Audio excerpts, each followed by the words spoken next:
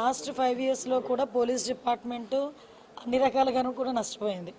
అంటే వాళ్ళకి minimum finger print authentication system దగ్గర నుంచి సీసీ కెమెరాల మెయింటెనెన్స్ కూడా ఏమీ లేకుండా పోయినాయి. ఈవెన్ దో ఈరోజు పోలీస్ స్టేషన్స్ కూడా చాలా కండెమ్ పొజిషన్స్లో ఉన్నాయి. సో వీటన్నిటి మీద కూడా ఒక ఛాలెంజింగ్ పొజిషన్. ఈరోజు బడ్జెట్ అన్నది పోలీస్ డిపార్ట్మెంట్కి పెట్టడం అన్నది వెరీ ఛాలెంజింగ్ పొజిషన్.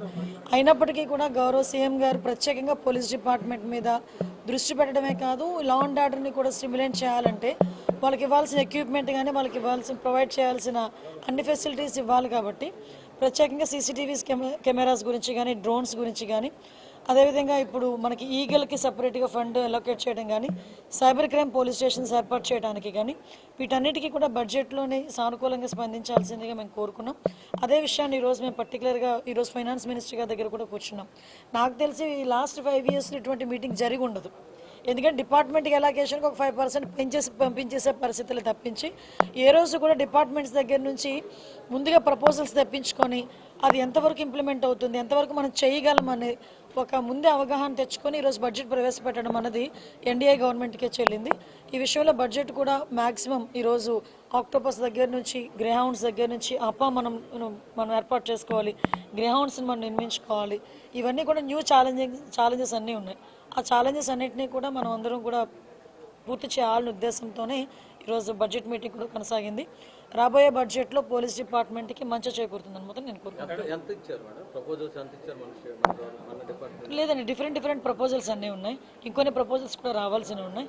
సో అన్నీ అయిన తర్వాత మీకు ఒక ఫిగర్ మెన్షన్. ఏం లేదండి, అది యాక్చువల్గా నేను మాట్లాడాను, మంత్రి గారితోనే మాట్లాడాను, డిపార్ట్మెంట్ వాళ్ళతో ఇక్కడ మాట్లాడాను. అది ఈరోజు ఇంకా ట్రేస్ అవుట్ అవుతుంది. బట్ కొంచెం నెగ్లిజెన్సీ కనిపించింది కాబట్టి డెఫినెట్గా అతని మీద చర్యలు తీసుకుంటాం. అంతే కదా, డిపార్ట్మెంట్ కాదు, ఆయన దగ్గర క్యారీ చేసే విషయంలో ఎక్కడో చిన్న అంటే మిస్యూజ్ అని కూడా కాదు, బ్యాడ్ లక్. ఏముంది, చట్టం తన పని తను చేసుకెళ్ళిపోతుంది. ఏదైనా తప్పు చేసిన వాడికి ఏదో టైంలో శిక్ష తప్పదు, వెళ్తుంది. దానికి మనం రకరకాల మనుషులు రకరకాలుగా మాట్లాడుతున్నారు. నిన్న వైఎస్ఆర్సీపీ వాళ్ళందరూ బయటకు వచ్చి డీసీపీ ఆఫీసులో మాకు రిప్రజెంటేషన్ ఇవ్వలేకపోయాము, ఇలాంటి మాటలు మాట్లాడుతూ ఉంటే కర్మ సిద్ధాంతం అన్నది నాకైతే గుర్తొచ్చింది. కొన్ని కర్మ సిద్ధాంతాలు కూడా ఉంటాయి కదా. లాస్ట్ టైం మీకు వాళ్ళకి గుర్తు చేయాలి, మమ్మల్ని కనీసం డీసీపీ ఆఫీస్ గేట్ కూడా ముట్టుకొని ఇచ్చేవారు కాదు. మా పార్టీ ఆఫీస్ నుంచి మేము బయలుదేరితే అక్కడ ముళ్ళ కంచెలు లాంటి వేసి, ఇనుప కంచెలు వేసేసి, పోలీస్ ప్రొటెక్షన్ పెట్టేసి మమ్మల్ని లోపల కూడా వెళ్ళకుండా కిలోమీటర్ అవతలే మమ్మల్ని ఆపేసే పరిస్థితి. ఈరోజు చాలామంది ఈ 7 నెలల కాలంలో డీసీపీని కలిసిన సందర్భాలు చాలా ఉన్నాయి. వైఎస్ఆర్సీపీ వాళ్ళు, ఇదే ఎక్స్ మినిస్టర్ అంబటి రాంబాబు వీళ్ళందరూ కూడా ఈ 7 నెలల్లో 2-3 సార్లు వెళ్ళి డీసీపీని కలిసిన సందర్భం కూడా ఉంది. నిన్న డీసీపీ గారు ఏదో బిజీగా ఉండుంటారు, అక్కడ ఉన్న వాళ్ళకి ఇచ్చి రావాలి. దానికి ఇంత రాద్ధాంతం చేసి మళ్ళీ పైగా డీసీపీ ఆఫీస్ని కూడా, అంటే వాళ్ళు బ్యాక్ ఒక్కొక్కసారి వెళ్ళి వాళ్ళ గతం కూడా ఒకసారి గుర్తు తెచ్చుకుంటూ ఉండాలి. దాన్నే కర్మ సిద్ధాంతం అంటారు. అది ఎలా మర్చిపోకూడదు? మనం మర్చిపోయిన కర్మ అన్నది మర్చిపోదు కదా, అదే జరుగుతుంది. అక్రమ అరెస్ట్ వైసీపీ ఎప్పుడు అక్రమ అరెస్ట్ అంటుంది. మమ్మల్ని చేస్తేనేమో అవి కరెక్ట్ అరెస్టులు, ఇవేమో అక్రమ అరెస్టులు. అందులో పెట్టినవేమి సెక్షన్స్ ఒకసారి చూసుకుంటే దానికి అనుగుణంగానే కోర్టు కూడా సబ్మిట్ చేసాము. జడ్జి గారు కూడా రిమాండ్ విధించారు. ఫర్దర్గా ఏం జరుగుతుందని కోర్టులు చూసుకుంటారు. 6 నెలలు 8 నెలలు అవుతుంది కానీ చాలా కేసులు విషయంలో నిర్లక్ష్యంగా ఉన్నది ప్రధానమైనటువంటి ఆరోపణ మీ కొత్త క్యాడర్ నుంచే వస్తుంది. సోషల్ మీడియాలో పూర్తి స్థాయిలో మీకు వ్యతిరేకంగా పోస్టులు పెడుతున్నారు. మీకు విషయం ఏంటంటే, ఇప్పుడు ఏదైనా చాలా జాగ్రత్తగా చేయాలండి. ఇది లా అండ్ ఆర్డర్కి సంబంధించిన విషయం, కోర్టులకు సంబంధించిన విషయం.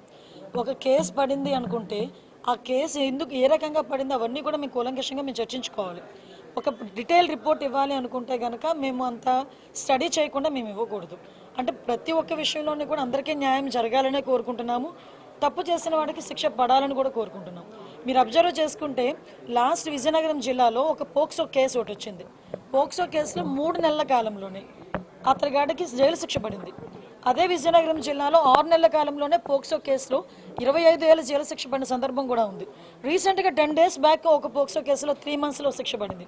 సో ఈ విషయంలో నేనేమంటానంటే, పోలీస్ డిపార్ట్మెంట్ వాళ్ళు కానీ, ప్రాసిక్యూషన్ వాళ్ళు కానీ, ఈ ఇద్దరు కూడా కోఆర్డినేట్ చేసుకొని ఎఫ్ఐఆర్ నోట్ చేసిన దగ్గర నుంచి ఛార్జ్ షీట్ నోట్ చేసిన దగ్గర నుంచి కూడా కోఆర్డినేట్ చేసుకుని వెళ్తే శిక్ష పడే పరిస్థితులు కూడా చాలా ఎక్కువగా కనిపిస్తూ ఉంటాయి.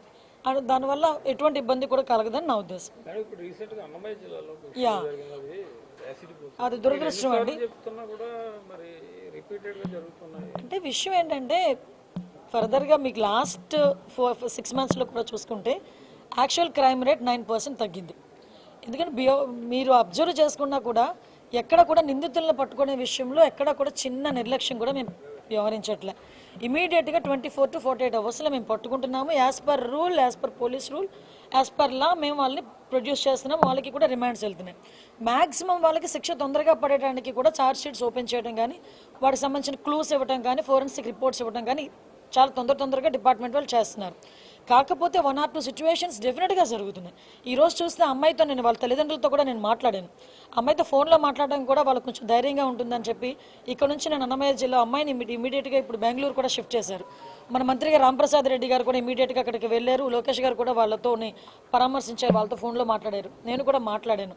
ఎట్టి పరిస్థితుల్లోనే ఆ అమ్మాయి కంపల్సరీగా బతకాలి, అమ్మాయికి క్షేమంగా బయటకు వస్తుందన్న నమ్మకం మాకుంది. నిందితుడు ఎవరైనా కూడా కంపల్సరీగా యాజ్ ఎర్లీ యాజ్ పాసిబుల్ పట్టుకుంటాం. శిక్ష అయితే చాలా గట్టిగా కూడా ఉంటుంది.